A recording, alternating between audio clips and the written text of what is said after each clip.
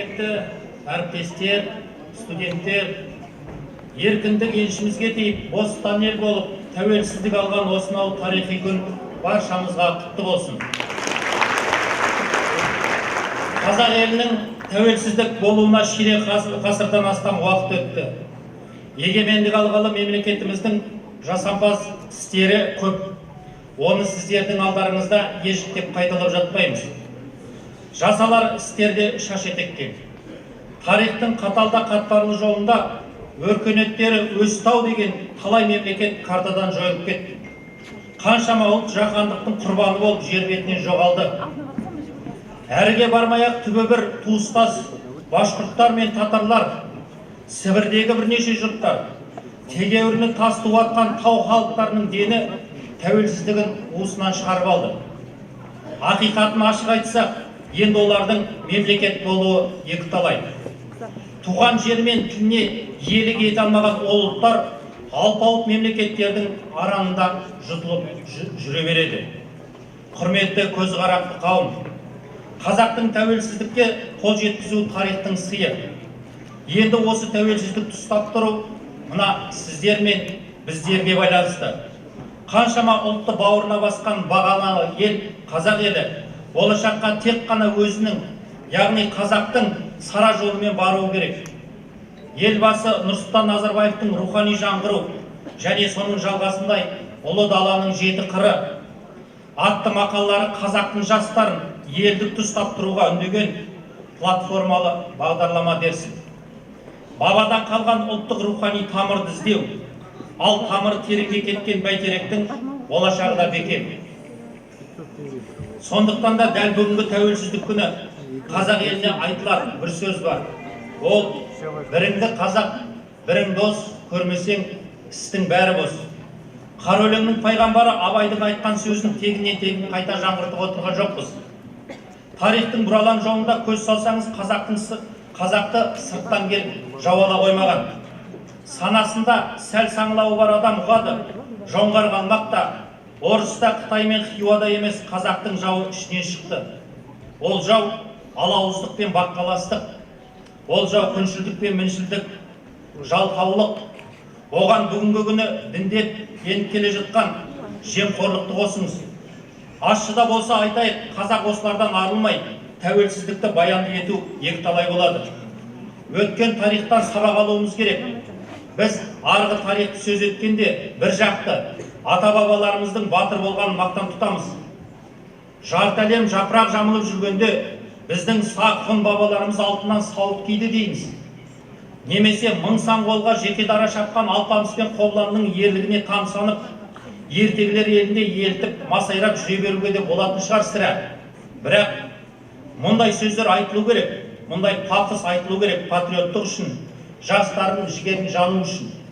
Бірақ біз алауыздықтың салдарынан Ақтабанға ұшырағанымызды, бақталастықтың салдарынан шығысқа Алтайды, Барнауылды, анау жатқан Шәуешек пен Іле алқабын бере салғанымызды, оңтүстікте Ташкентті, солтүстікте Орынбор мен Омбыны, Томбыны, Сарытау мен Жаманқаланы, тағы басқа жерлерімізді жатқа бергенімізді ұмытпауымыз керек.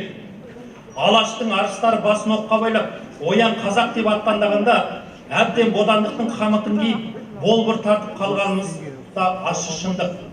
Осы жерде тілге тиек етуіміз керек. 1918 жылы дәл бүгінгі күні 12 желтоқсанда сағат 3-те Алашорда үкіметі құрылған болатын. Бұл Алашорда үкіметі осы тәуелсіздікке бастар жолдың, егемендікке бастар жолдың белгілі бір батыл қадамдарының бірі еді. Басқасын былай қойғанда 1937 жылғы репрессияда қазақтың көз ашық оқығандарының өзі бірін-бірі оққа байлап, арыстанып қызыл қасаптың алдына апарып, бірін-бірі апарып берген қалайша қолдауға болады. 1986 жылы бір қазақты қуып жүріп құрықтады, қыздарын мұзға отырғызып, ерін соттап атты. Қазақтың алауыздығы бір-біріне деген жауыздығын айналды. Мен бұл сөздерді неге қатты айтып тұрмын, неге бүгінгі күні айтып тұрмын? Біздің тәуелсіздігіміз болашақта осы қасіреттікті болдырмауымыз керек үшін айтып тұрмын. Анау қырда татар тұр, басқалармен қатар тұр, мынау ойда қазақ тұр, қастарында азап тұр деп Сұлтанмахмұттың қатары кезіндегі бүгінгі күні тәуелсіздікке қол жеткізе алмай қарманып жатыр. Олай болса, құр айғайға басып, мен қазақпын деп аттандамай, өркениеттің өріне шығар, жастарымызды тәрбиелеуіміз керек, жастарымыз сол тәрбиеге лайық болу керек. Елбасы осы мақаласында қазақтың брендін ретінде атқа мінуді, алма мен қызғалдақты атап өтеді. Бір ғана мысал келтірейік. Соғыспен емес, білім ғылыммен жер бетін жаулап алған Жапон елі қарапайым ғана қара шай құюдың өзін керемет бір өнер биігіне көтерген ғой. Ал енді оның қасында қазақтың сойылған мал етін мүшелеп табақ тарту кәдімгі терең философия емес пе? Міне сондықтан тамырдан тағылым іздеу, оны бүгінгі мынау алмағайық заманда мейлінше пайдалану қазақты жер бетінде сақтап қалады. Архив туралы айтылып жатыр. Біздің қазақтың архиві сақталып қалған жоқ.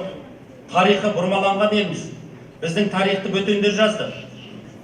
Мысалы, әлі күнге дейін басын іздеп таба алмай жүрген Кенесары біздің ұлт үшін ұлттық батыр болса, ұлттық тұлға болса, ол қырғыздар үшін тек қана басқыншы. Наурызбай бізге батыр болса, қырғыздар үшін барымташы. Қытайдағы Оспан батыр біздің мақтанышымыз болса, қытайлар үшін ол бүлікші.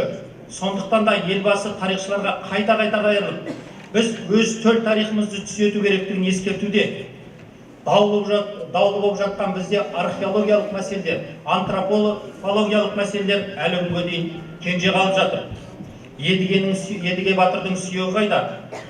Қабанбай батырдың Астанадағы іргесіндегі жерленген Қабанбайдың сүйегі ме? Абат батыр дәл осы жерде жерленген бе? Міне археологиялық, антропологиялық зерттеулер бізге керек. Біз осы зерттеулер үшін лабораторияларда ашуымыз керек. Бүгін ғана біз балаларымызды, тәй-тәй басқан балаларымызды тәрбиелеу үшін университетімізде зерек балалар дамыту орталығын аштық. Бұл бақытты бала жобасының үлкен жобасына айналған, бақытты бала жылы деп аталған Бердібек Машбекұлының аталған көп істерінің ары қарайғы жалғасын тауып жатқан біздің университетіміздегі жарқын көрінісі. Осы зерек орталығын басқа орталықтарды ашып, күні-түні жүгіріп жүрген, осы жердегі еден жуып жүрушіден бастап, осы қасымызда жүрген әріптестеріміздің барлығына да осы игіліктер үшін рахмет айтқым келеді. Елбасы кейінгі мақаласында атқа міну мәдениетінде тегіннен тегін тілге тиек етпеді. Жылқы қазақтың жаны. Аттан түскен күні қазақтың еңсесі түскен, бодандыққа бойсұнған. Ендеше сол еңсені көтерер күш, ол біздің тәуелсіздігіміз. Тәуелсіздіктің тұғыры тәлім мен тәрбие, білім, ұлтжандылық. Тұғырдың осы үш тіреуі мықты болса, біздің тәуелсіздігіміз баянды болмақ. Рахмет тыңдағандарыңызға.